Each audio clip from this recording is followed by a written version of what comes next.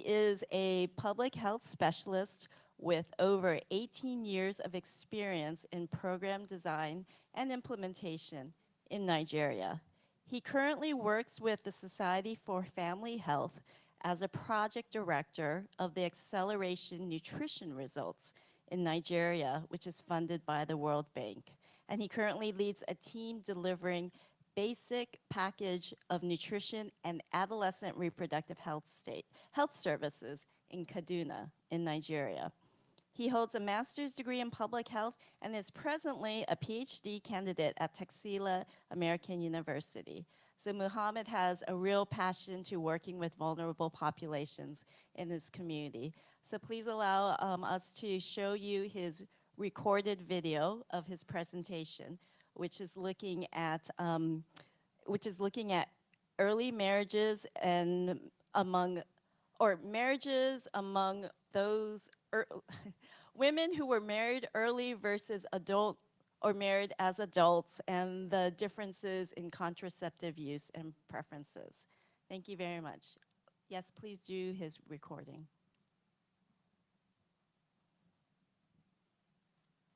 It's Muhammad Murtala Ibrahim, and I work with Society for Family Health in Nigeria, and I'm a PhD candidate at Taxila American University. I'll be discussing with you this morning a part of my research studies on early marriage. I'll be discussing the impact of early marriage on the use of contraceptives among married women in Nigeria. Early marriage is any union, whether formal or informal, that is conducted before the age of 18. It's also referred to as child marriage. Occasionally is also described as forced marriage. Nigeria is one of the countries with high burden of early marriage. The country is located within the West African sub-region where early marriage is most prevalent globally. Unfortunately, however, the prevalence in Nigeria is higher than the sub-regional average. Here we have about 43% of women, ever married women, who would have experienced early marriage. And of course, there are zonal disparity in the prevalence of early marriage within the country. In the southern part, it's just below 15%, but unfortunately in the northern part, that is bordering countries within the Chad basin, such as Niger and Chad, where that have the highest prevalence of early marriage among any countries in the world. And so you have prevalence as high as 62%. Even some states within the zone have as high as 72% prevalence of early marriage. This is, of course, a public health challenge for us because as research have indicated, early marriage has been associated with maternal and child mortality, with dropout of schools, and other social and health consequences that relates to child marriage. Of course, we do know, as research from here and other countries have shown, that early marriage interferes with the use of contraceptive. But what is not currently known in Nigeria is whether early marriage influences the choice of method, or whether it determines the facility or source of contraceptive for married women.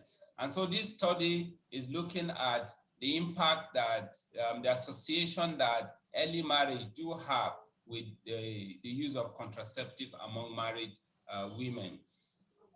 So quickly, the study is answering three basic questions. The first is looking at whether early marriage has any limiting role in the use of contraceptive, and whether early marriage determines the choice of contraceptive that a married woman would use, and finally, whether early marriage determines the choice of location for accessing contraceptive. This is we used data from the NDHS. So this is secondary analysis of the 2018 NDHS data for Nigeria, which is the most current data on this subject that is has national outlook. And so we limit our study participants to married women between the ages of 15 and 24 years old. And we analyze the data using the SPSS version 20. So the result from the study shows that early marriage is significantly associated with ever use of contraceptive.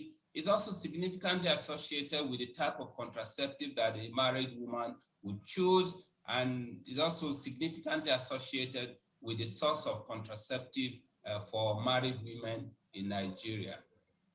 In our descriptive analysis, we found spousal factors that affect the use of contraceptive among married women in Nigeria. When we compared the effect of spousal factors between women who married as children and women who married as adults, we found that women who married as children, that's early marriage,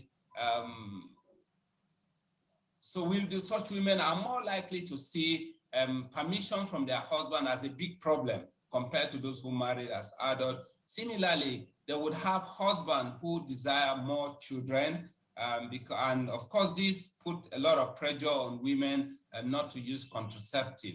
And then women who married early are also more likely than women who married later to have husbands who do not have any form of formal education.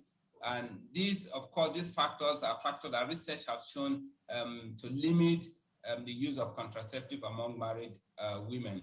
Similarly, when we looked at the socioeconomic vulnerability of women who married early, we found that a majority, close to half of women who married early are not employed.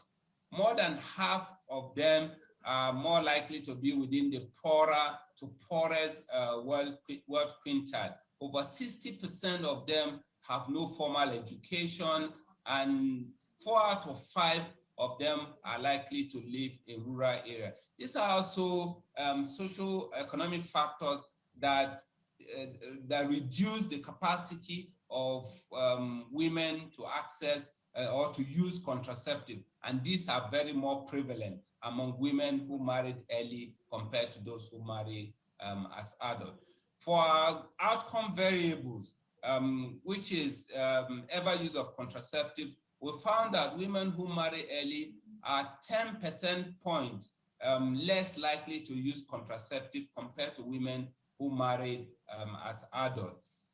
In terms of contraceptive choices, women who married early are less likely to use contraceptive that may require husband consent or participation in usage. And so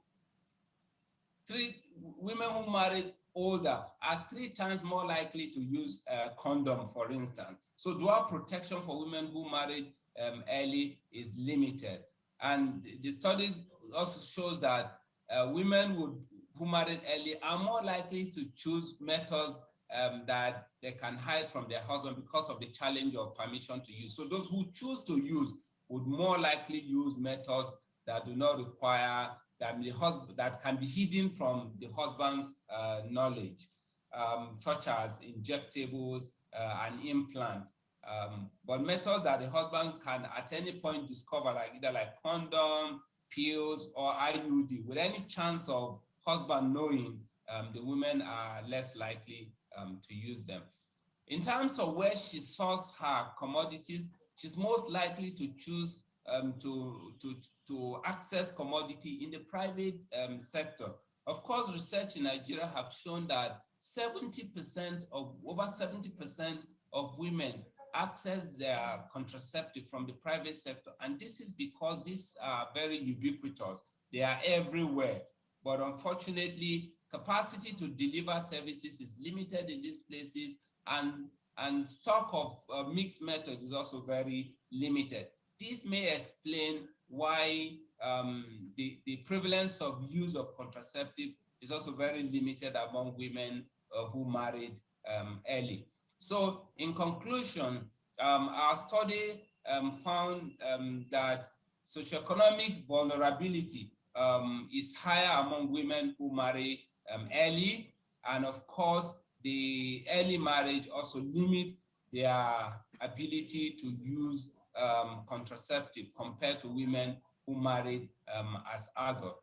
Our recommendation is that women who marry early need to be supported to address their socioeconomic vulnerability through economic empowerment, through retention in school, or opportunity for schooling even after marriage, and of course support with getting social support that enhances their capacity to access contraceptive.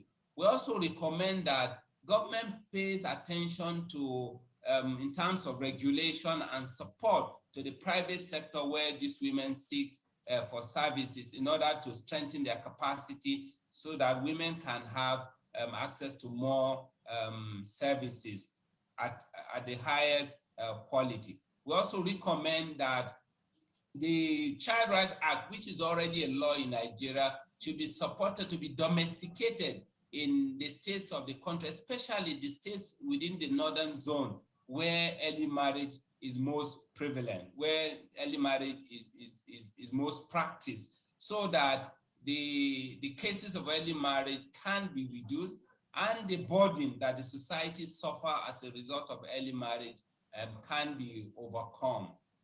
Thank you very much.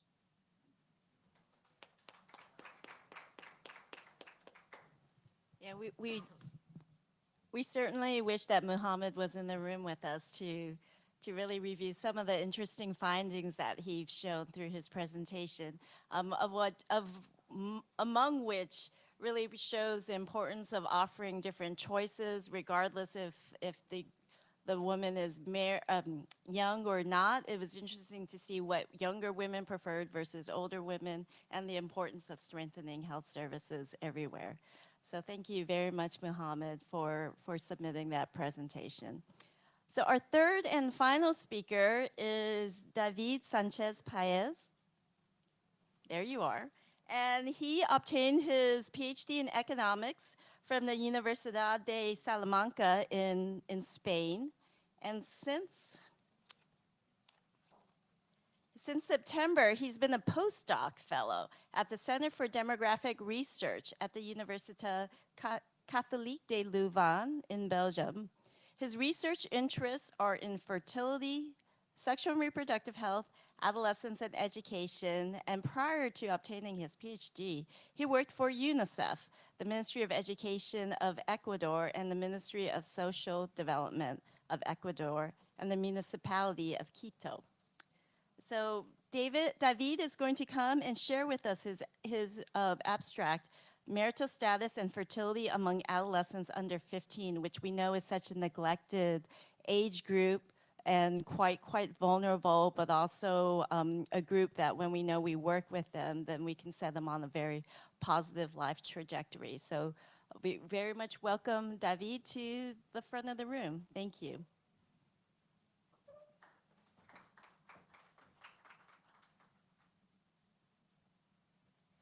Hello, everyone. Do you hear me well? Yeah. Very happy to be here. So, thank you, Sylvia, for the kind introduction.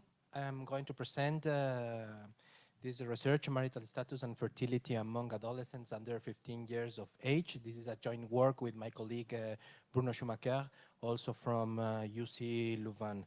This is pretty much work in progress, so your comments will be more than welcome. Okay, let's start with the background. So we have seen, and we are all together here because we understand that pregnancy at an early age is risky. The adolescent pregnancy are more likely to end in miscarriages, stillbirths, preterm deliveries, and induced abortion than pregnancies at older ages. Also, we know that adolescent mothers face worse neonatal outcomes, and births from two adolescent mothers have a lower birth weight. And although we have limited evidence on this, but we know from the evidence that the sooner the worse. So uh, the younger the mother, the worse the fertility outcomes. Also, we know that out of wedlock pregnancies are often socially disproved in many developing countries, and that leads to lack of access to contraceptives, and sometimes it leads to early marriage. Early marriage, as we all know, reinforces gender inequality, and sometimes, if arranged, it violates the decision on when and whom to marry. So we need to raise age at marriage. We need to stop adolescent marriage, and for that, meeting sexual and reproductive health rights are very important and more relevant in the time we are living now.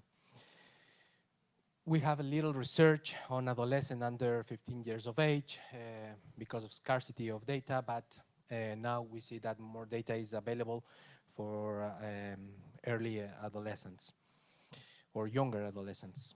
We know that in 2020 there were about 40 births per 1,000 girls of this age worldwide for 15-19 adolescents, and it has down from almost 80 births per 1,000 in the early 70s. We know that adolescent fertility mostly happens in sub-Saharan Africa. For adolescent girls between 10 and 14 years old, we see that also it's more likely to have a birth in sub-Saharan Africa, but also in some countries in Latin America and in Southeast Asia. Around 2017, slightly fewer than 60,000 children were born to mothers under age 15, more than half in sub-Saharan Africa. Generally, it is low in most Western countries, below one annual birth per 10,000 girls aged 10-14. The highest levels are observed in sub-Saharan Africa, with slightly below 4 annual births per 1,000 girls, 10-14 on average. For instance, fertility rate for this age group is around 10 per 1,000 girls in Angola and some Sahelian countries. In Latin America, we observe the highest rates in Ecuador, Honduras, and El Salvador. And in Asia, we observe the highest rates in Bangladesh. Our objectives in this paper is threefold. First, to examine births to adolescents under 15 years of age and determine whether they are conceived in or out of wedlock. To estimate the relative risk of out of wedlock pregnancy leading to adolescent marriage. And third, to analyze whether contraceptive use can contribute to reduce adolescent marriage. For doing so, we use almost 200 DHS from 56 countries, from mostly from sub-Saharan Africa and also from Latin America and some countries in South and Southeast Asia.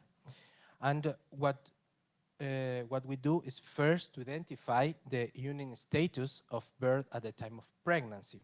So we identify three status. First, if the birth was in union at conception and at birth. Second, if this birth was in union at birth but not at conception. And the third status is if the birth was at union or not in union, neither at birth and at conception. Then we estimate the risk of marrying after becoming pregnant. So we propose two models, one pooling all adolescent girls and other focusing on those pregnancies before the age of 15. So what we do is to define whether it is adolescent marriage or if not, and we focus on if the pregnancy led to marriage or if not. And we are controlling here for place of residence and educational level, and we are focusing in in first births, exclusively in first births, because in the HS, for most service, we don't know or we don't have the union record, but we only know the date of the first union. So we focus on the first birth, also because it's not very likely that an adolescent before age 15 have more than one birth. And then we estimate, we provide estimates for pool sample and by survey. And when we estimate for pool sample, we include country fixed effects in our estimates. Then what we do is estimate the effect of meeting total demand for contraceptives on reducing adolescent marriage. So what we do is create a variable of the marriageable adolescents, computing the probability of first marriage from age 15 to current age, and we only focus in this case on adolescents between 15 and 19, because we don't have much data before age 15. So we compute the probability of first marriage from age 15 to the current age, and we try to and we regress on the proportion of current use of any contraceptive method by sexually active and married adolescent women. We control by the proportion of sexually active and married women, and for the proportion of adolescents, women who have already married before age 15. So we observe that there are some difference between age groups 10-14 and 15-19. We observe that usually for adolescents 15-19, most of first births occur within marriage, and they were conceived and gave birth within marriage. But this is not necessarily true for adolescents between 10 and 14 years old. We observe that mainly in Latin America and in sub-Saharan Africa, a relevant proportion of these births were conceived out of wedlock. And for instance, in sub-Saharan Africa, 2 out of 5 births led to early marriage. We observe here that estimates from the pool sample that it is more likely for adolescents when they become pregnant to marry after that pregnancy. After adjusting for a place of residence at the educational level, we observe that the estimate is 1.4. It means that it's 40% more likely that adolescents who become pregnant get married after that pregnancy. And I want you to notice here that the odds ranges between 1.5 and 3, depending on the country. But in some countries, after controlling for level of education and place of residence, we observe that there are no difference between adolescents and other age groups. However, when we conduct this analysis for adolescents before age 15, we observe that, and I want you to notice on the magnitude of the estimates, that becoming pregnant before the age 15 increase the odds in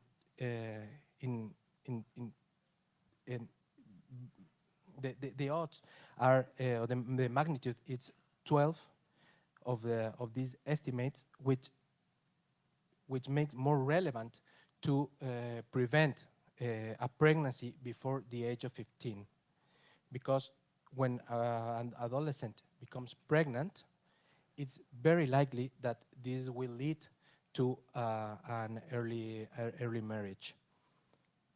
And when we observe this at the survey level, we see that differences are, are very wide for some countries. For instance, in Philippines, we observe that getting pregnant, Philippines is the highest likelihood of getting married after pregnancy before the age of 15, and and we observe that that mainly in sub-Saharan Africa and Southeast Asia, early pregnancy will lead to early marriage. Then, when we estimate the effect of meeting contraceptive needs on early marriage, we observe that a 10% increase in contraceptive use would lead to a 1% decrease in early marriage. And for some countries, it's very relevant. As we can see here, this is selected countries, but let's focus on some countries. For instance, in Burkina Faso, we can see that the percentage of married adolescents would be reduced if contraceptive needs would have been met. Also, in the case of Mali, in the case of Uganda, Chad, Guinea, or Mozambique. Okay, so our main conclusion is that births before 15 have decreased, but still occur, especially in sub-Saharan Africa. And the big conclusion here is that girls should not be mothers. Also, becoming pregnant in adolescence is associated with an increased likelihood of marriage. This is much more extreme if the pregnancy is before the age of 15, and that meeting contraceptive needs would contribute to reduce adolescent marriage. Our next steps in this research is for those adolescents who were unmarried at the time of pregnancy, how long after the childbirth they got married. So we also want to extend the analysis to pregnancy that did not reach term, because here we are only observing births, but we would like to see if there's also an influence when the adolescent got pregnant, but that the pregnancy didn't end in a live birth. And we would like to extend our analysis to analyze differences by place of residence and educational level. Just saying that this research was supported by the Fonds National de Recherche Scientifique, and thank you very much for listening and for your questions.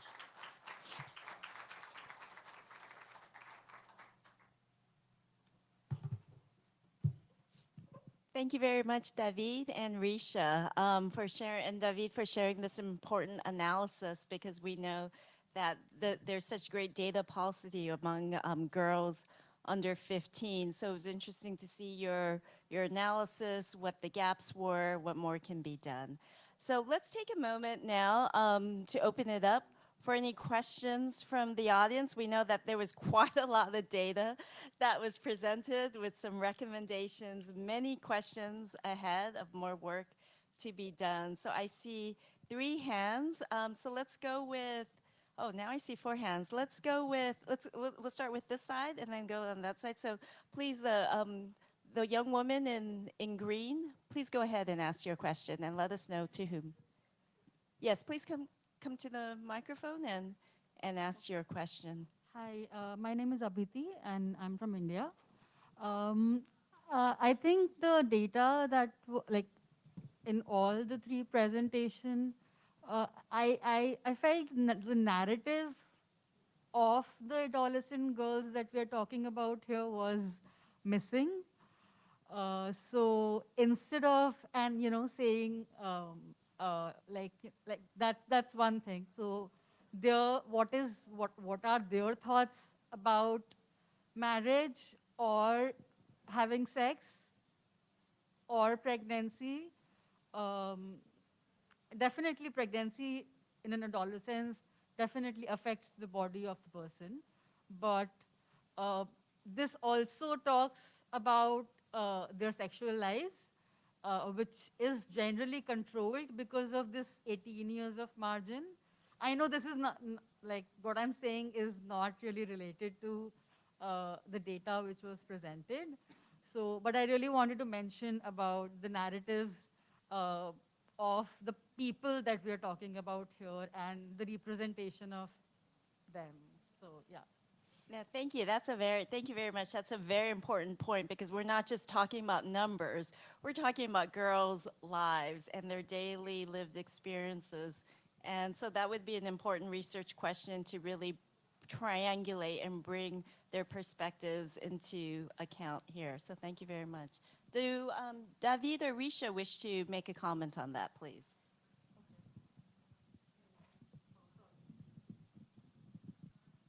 Is this on? Is this on? Am I audible? No, definitely. What you said is really important, and I must tell you that there are few works on this.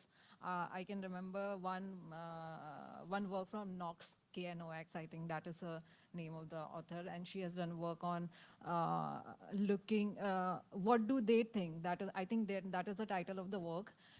Looking from the, like, she has asked, like, she has taken the narratives of girl brides, I mean women who are married early, about what do they think about their own child marriages, and do they think that, is it right or whatever. So it is a really good paper, interesting work, and I would say that similar work can be like done in other contexts. I think that is done in Syria. I can't remember, but you can check with the author name and the paper. I think you will. How do they see it? That is the title. Yeah. Yeah, little more to say that, yes, I agree. Very good. Wonderful. And I think this gentleman here, please go ahead. And if you want to line up, or we can pass the mic. Hi, I am Barrister Shaim Haider Patouri, Member of Parliament. We are part of the delegation from Bangladesh Parliament. Our speaker formed an association on population and development, also formed a subcommittee on elimination of child marriage and preventing gender-based violence. We're part of that subcommittee, in fact. So that include member of parliaments, and we do lots of advocacy. I attended a couple of advocacy workshops on elimination of child marriage. Of course, it's a menace to the society. It's formed a slavery. It's from a bonded slavery, unpaid bonded slavery, and it has a huge adverse ramification impact on economics, on our GDP, on our wealth, and everything. And how to stop it? That's really the key question. That's not only the legal issue involved on it, multiple issues that involve. Climate is one of the biggest issues, because when a family or a village or a district affected by climate disaster, cyclone or river erosion, immediately they jump into for child marriage because they want to get rid of the girls. That's the psychological impact we have. Now I have a couple of issues to raise. It is very sad story that the world now have 650 million child brides, as Risa said. It's our global failure, and of course, and the sooner the worse. I'm totally agree with Dave. They've mentioned that 10% contraception use will reduce 1% child marriage. Now, my question is, do you have, both of you have any study on Bangladesh or India, to what extent our society is ready for pre-marriage contraception material or elements, supplying condoms in the school or contraception in the school or college before marriage, because there's so many taboos. Our mind is clotted with so many taboos, that abortion before marriage, contraception before marriage. So do you have any study on that, how our part of the society is ready? So that's my question. Thank you. Okay, so David would take your question first, especially as it relates to under 15. Yeah. Well, particularly, we don't have any study yet on that. Of course, the particularities of each country should be addressed when you analyze how the behavior of that country. In our case, our study was more global perspective, so we didn't focus in the particularity of each country. But yes, I agree that it would be interesting to look into the diversity and the culture of each society. And yes, of course, that it's not it's not easy, and it's not as fast as we would like to introduce sexual and reproductive health rights and approach in young adolescents, and because there are still many taboos that need to be eradicated from many cultural settings, especially, I don't know, like in India or in Bangladesh, or in my case, my home country, Ecuador, where still premarital sex is not, is not, let's say, it's kind of taboo. So yes.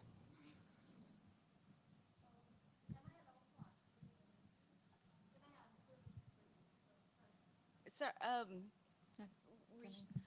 I think in case of India and Bangladesh, availability of contraceptives is less of, and like for child marriage, I think it's the one, the cultural factors work, and second, I guess the lack of better like.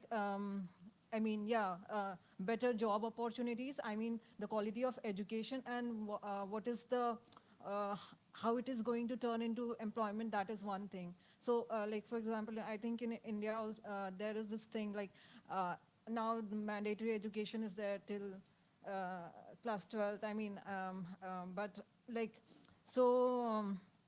Parents and if you see the dropout rates are actually dropout rates for male is more than dropout rates for women in India. And but then what is happening? You will see that education is there, so but still they are marrying early. It's just that the gender is playing the gender dynamics. It's like it's better, you know, the that definition of good girl, that good girl studies, good girl doesn't like, for men that isn't the case, so they don't see the utility of that education. For women it at least brings that thing that it is a good girl and has at least this much education and makes her gives her a better prospect for marriage also, at least in Indian case. So I think for India and Bangladesh, I mean, I would say context. That is why context matters a lot. okay, let's move to this side of the room. So we took a few here. Let's go here, and then we'll come back there. So I knew that there was a hand here that was very patient, and then a hand there. So we'll go 1, 2, and then you in the back, 3. Sylvia. Thank you. My name's Susan. Yeah, my name's Caitlin. I'm an independent consultant and have worked in adolescent sexual reproductive health for a number of years. Couple of comments. One, I think, is UNICEF a couple of years ago talked about the fact that COVID was going to result in 10 million additional child marriages that we would not have seen. And I think from what I've talked to folks that work in the humanitarian space, that child marriage is often a very common response in humanitarian crises. And so as we continue to experience these types of crises, whether it's COVID or conflict or mass migration for whatever reasons, I think that we can see that child marriage is going to be a potential outcome, and we should be looking into these things in some of the humanitarian work that we do. I know Murtala is not here, but I was kind of curious about his research around contraceptive use.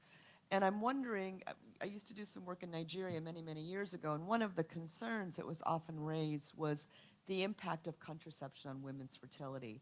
And so we're 10 to 14-year-olds, they've not had the opportunity to demonstrate any sort of fertility yet.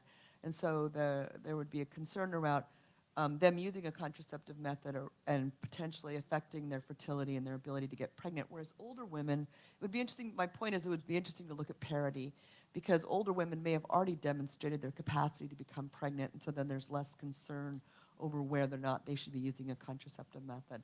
And then my last comment is, among 10 to 14-year-olds who are having sex, my sense is the majority of that sexual activity is probably not consensual. So I'm not sure increasing contraceptive use among 10 to 14-year-olds is really the solution.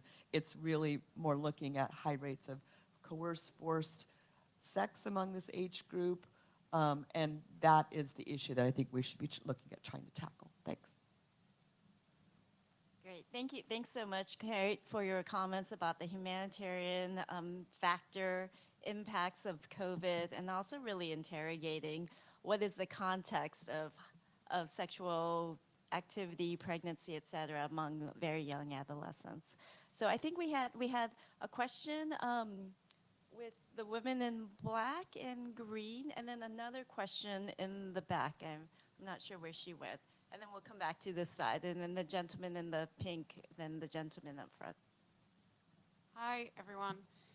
Thank you very much, first of all, to the speakers for the presentations. They were really interesting. I'm Arwen, I work at Girls Not Brides, so this is obviously a really important topic for us. And I'd love to connect with both of you afterwards to maybe talk a bit more about how we can maybe work together. I have just a question that's about the presentation that Risha did. I think it was really interesting to see that you found a slightly different association between education and poverty, depending on whether you were looking at, I can't remember, it was in the analysis you found slightly different associations, and I wonder if you could speak to why you think that might be, if you had a hypothesis. Okay. So I saw that there is a relationship between education. I mean, education seemed to be a significant determinant for unmet need for any contraception, but didn't seem to be significant determinant for modern contraception. So while poverty seemed to be determinant for modern contraception, maybe it could be the case that because modern contraceptions are like condom and these things, these are things that you buy and money comes into play. So maybe the access is the issue. And in case of any contraception, maybe the other traditional methods are counted in. So women are child brides are mostly using traditional contraception, while in case of modern contraception, they are choosing to, like, they don't have the autonomy maybe to buy it. Maybe that is the case. And that is what I mean. Instead of so education does show the positive association, but significance is not there. Maybe because of obviously, I mean, other factors become more important. Thank you, it's really interesting. Thank you. And then the question in the back, please go ahead. My name is Pramila Bartlett, and I'm with USAID in Washington. I just wanted to raise one issue, and it was alluded to by, or said by someone in front, but I just wanted to raise the fact that a key factor in some parts of sub-Saharan Africa is forced non-consensual sex. And a lot of times, the young girl who becomes pregnant is forced to marry the person who abused her. So, you know, the data is, like, for instance, in Malawi, it's close on 30% of women reported that their first sexual encounter was forced. So it's quite high, and that is a factor that needs to be also considered when looking at this issue. Thank you, and I think that's an important issue that should be really examined clearly, and hearing the voices of those under 15-year-olds to really understand their context. So another round of questions. So I know this gentleman in the pink has been so patient with that. Then we'll go with the gentleman in the front, and then woman in the back. Thank you. Thanks. Mark Bolden from the UN Pop Division. A question, a little technical, but maybe does touch on some of the issues already brought up for David. I just wondered if you, I know you said this is early work, but when you were talking about the relationship between increased contraceptive use and lower marriage rates, have you thought about the causal pathway? Is that potentially because there's a lower risk of pregnancy, which then leads to a lower risk of marriage, or could there be are causal relationships going the other direction? Have you sort of thought through that?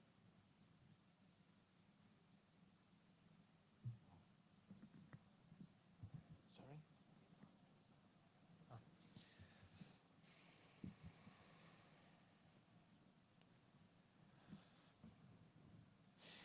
We have been reflecting on that, indeed.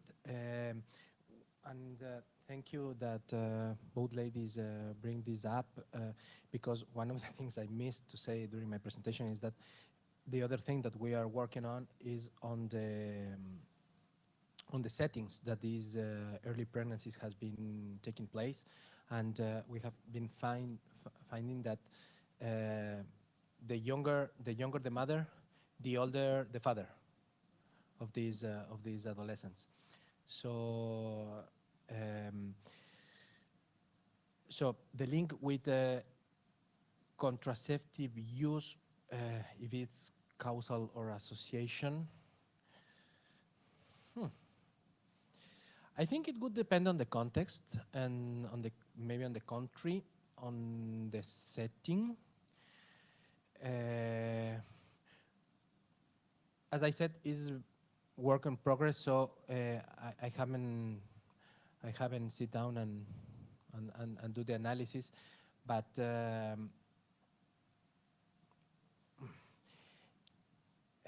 it would be part of a causal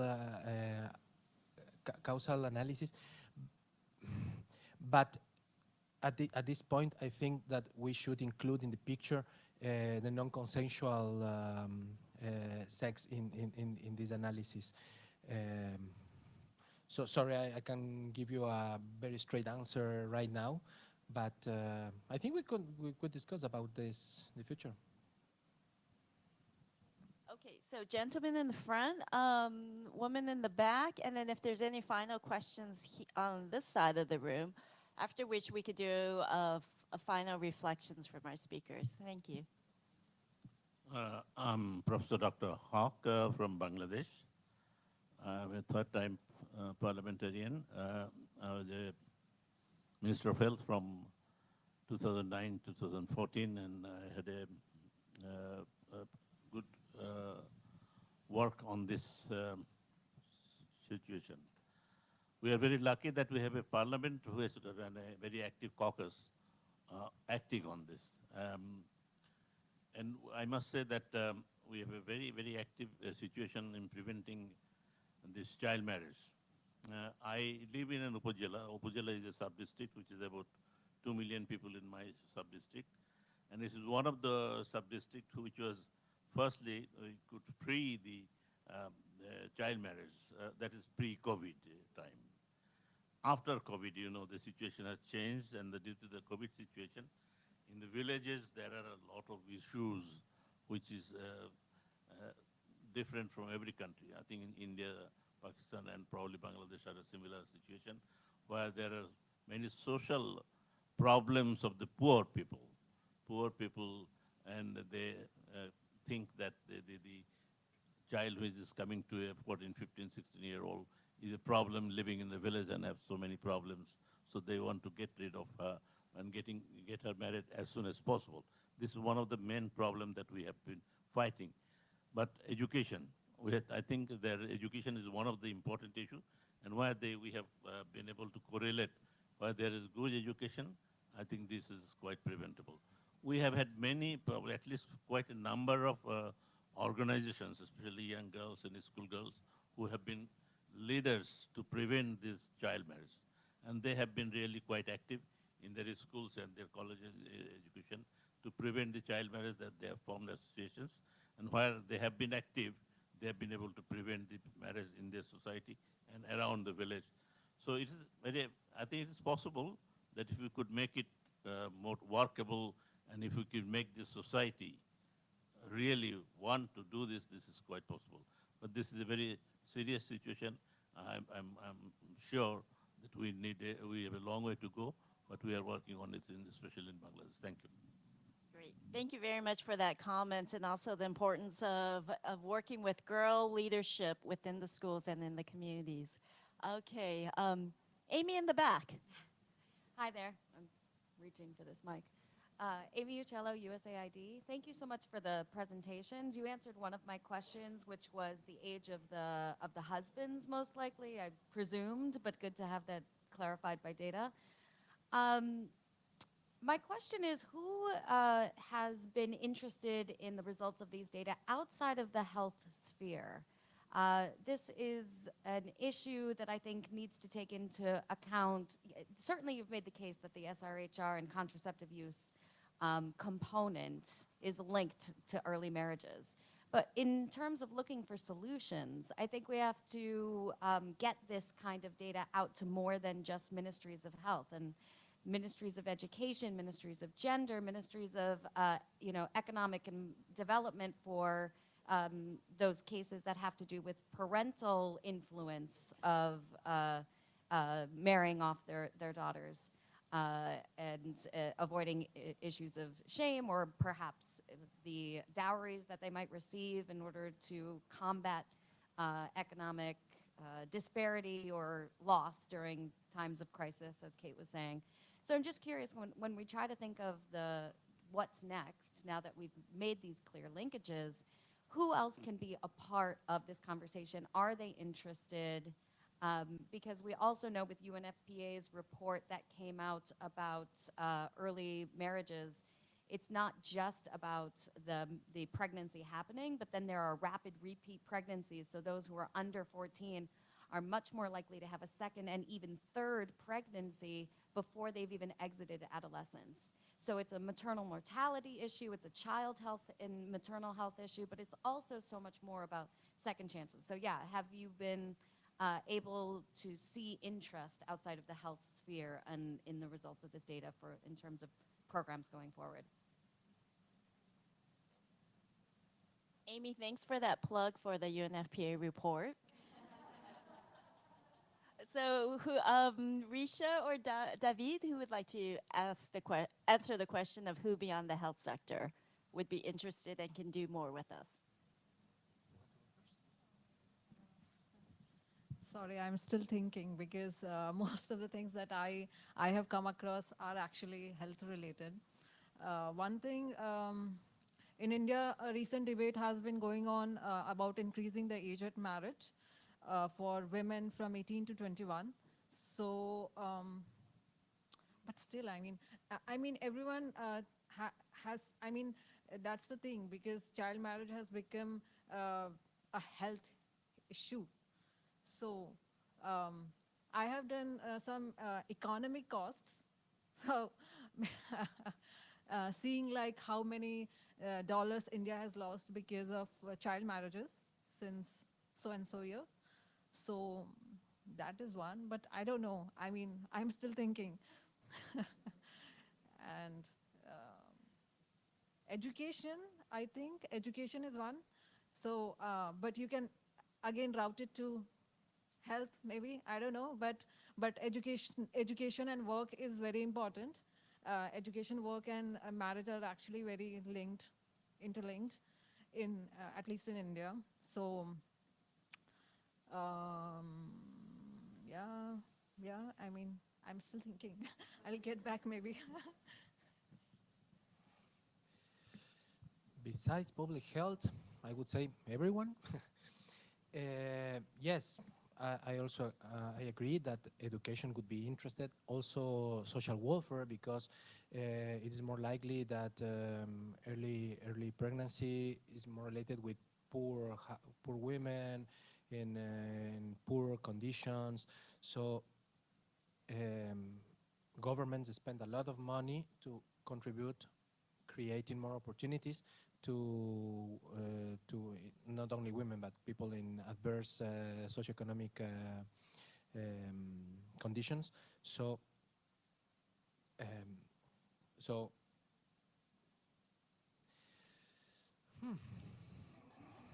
yes, it's a good question. It's not easy to answer, but international institutions, policymakers, I think that everyone should be interested in contributing to prevent adolescent marriage and adolescent pregnancy. yes, I would say everyone. In India, at least, child marriage also brings in the issue of civil registration system, which registers marriage. So, I mean, I can say legal lawmakers have these, I mean, some, what do you call it, legal institutions are looking at child marriage from the law perspective, how like certain, I mean, if you prohibit marriage at a certain age, how does it affect? So, I mean, one can, I don't know, but I mean, let's say if India, so India has come up with a proposal that marriage age should be like increased for women from 18 to 21, and they are using terms like gender equality. So for 21 and 21 for men and women, but it will actually criminalize a lot of marriages now, and the thing is that this is very half-hearted and effortless task, you know, kind of like they are not looking into the deeper issues like why it is happening. For like, as I said, like education and work becomes very important. The work opportunities which we have and the cultural issues, I mean, women do not have opportunities of work, and then even who are able to work, they have to face a lot of issues at workplaces. So I mean, women are only in certain kind of work, so like teaching, I mean soft work.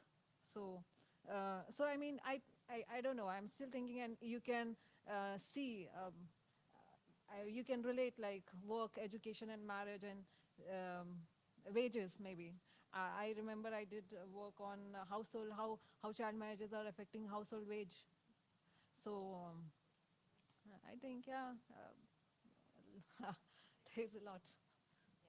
So it's an important question. I think we need to look beyond our usual suspects and and advocate well beyond our health sector, et cetera. So we have about, what time is it? We have about 5 minutes. Maybe what we could do is give our, May I add something?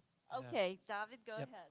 For instance, unfortunately, I come from Ecuador, and Ecuador has the highest adolescent fertility rate in Latin America.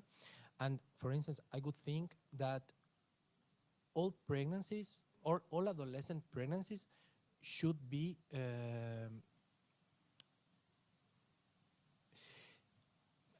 I think that all adolescent pregnancies should be revised from a legal perspective.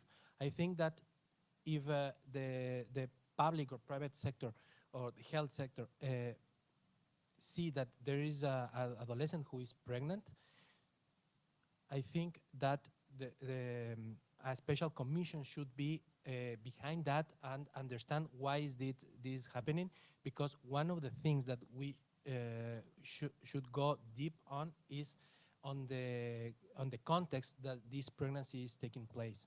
So unfortunately, we know that the non-consensual sex is one of the causes of adolescent pregnancies. So we should investigate every adolescent pregnancy. At least if I would be a policymaker, I would state that by law, that all adolescent pregnancies should be investigated, how they took place.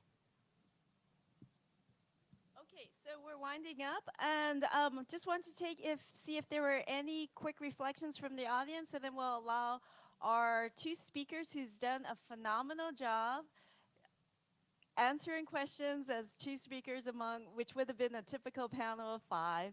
So let's take any final reflections from the audience, and then we'll give a takeaway. Allow each of our two speakers to provide their last minute takeaway. Okay, so let me see who, perhaps somebody who has not spoken yet. Okay, go ahead, and then the woman in the green want to speak again, and anybody else. Okay, please go ahead.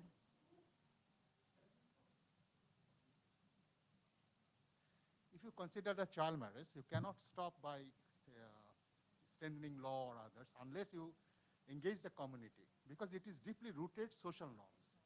So unless you can't change, I am talking about our region, India, Bangladesh, Pakistan, Bhutan, Nepal.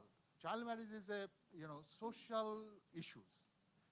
So you can enact number of laws, you can implement, but this is very difficult because community, it is deeply rooted with the community norms unless we change. So it's better to engage the parliamentarians who are representing the community and strengthening the social movement so that they can protect themselves and engage the community. This is my Very good. Thank you for the reminder that it requires the community, the village to work, protect, and empower girls. So 1 minute or last takeaway, elevator pitch.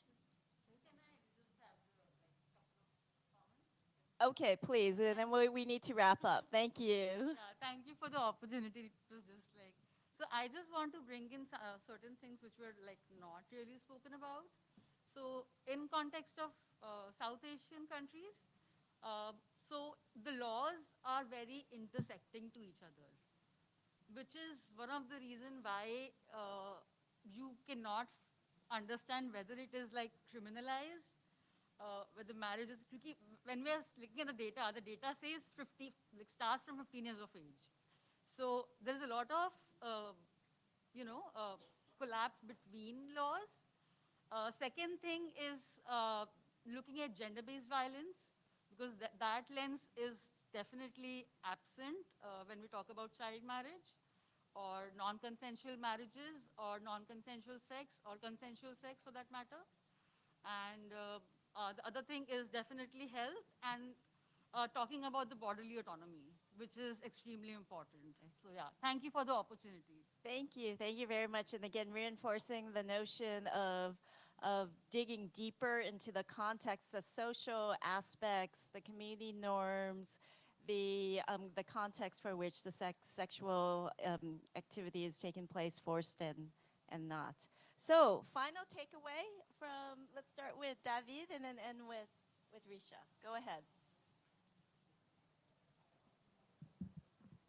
Yeah, well, the main takeaway from my presentation is girls shouldn't be mothers.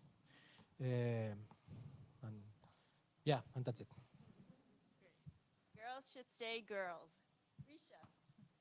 I think the main takeaway from my research is one that, yes, there is association between child marriages and unmet need for family planning, but I would say that just raising age at marriage is not going to help because, so you have to,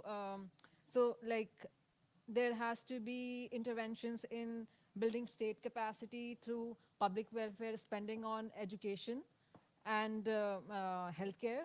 Also, like trying to build like interventions to build girls' human capital and increase their employment opportunities. So, yeah, I think that's it. Very good. Thank you. Thank you, Risha. So let's give a round of applause for our speakers, including Mohammed from Nigeria. Thank you very much, and thank you for coming to this panel. We wish you a wonderful rest of your time at the ICFP. Thank you.